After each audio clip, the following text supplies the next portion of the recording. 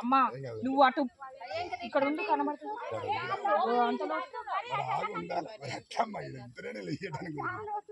గట్టి పట్టుకోరు. పాట పాడండి.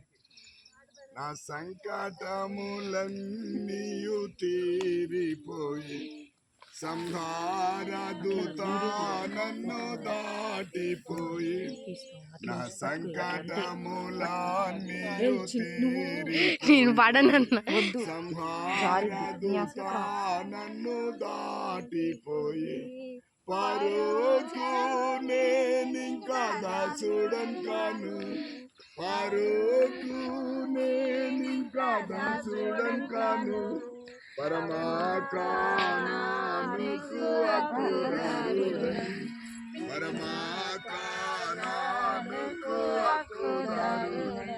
ఈ సమయంలో దేవుని వాక్యాన్ని చదువుకుందాం. మత్తయి సువార్త 28వ అధ్యాయము 18వ వచనం చదివి సహాయం చేయండి. అయితే యేసు వారి ఎద్దకు వచ్చి పరలోకమందును భూమి మీదను నాకు సర్వాధికారం ఇవ్వబడి ఉన్నది, కాబట్టి మీరు వెళ్ళి సమస్త జనులు శిష్యులుగా చేయండి. తండ్రి యొక్కయు కుమారుని యొక్కయు పరిశుద్ధాత్మ యొక్క నామంలో వారికి బాప్తిసమిచ్చు నేను మీకు ఏ సంగతులు ఆజ్ఞాపించుతునో వాటన్నిటిని గైకొన వల్లని వారికి బోధించుడి. ఇదిగో నేను యుగ సమాప్తి వరకు సదాకాలం మీతో కూడా ఉన్నానని వారితో చెప్పాను.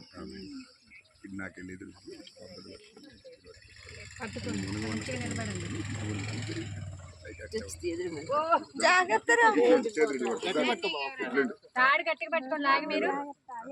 అయ్యా అంకుల్ మీరు కొంచెం ముందుకు రండి అయ్యా. పట్టుకున్నా సహోదరుడా కార్తీక ఏం పేరు?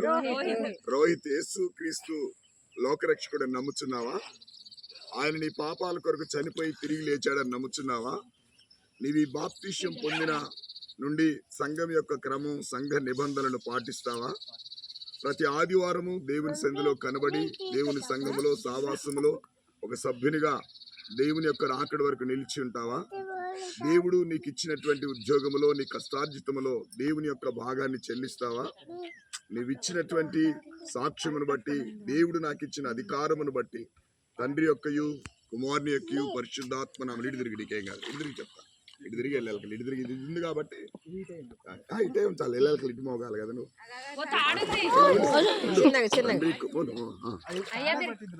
ఏం కాదు.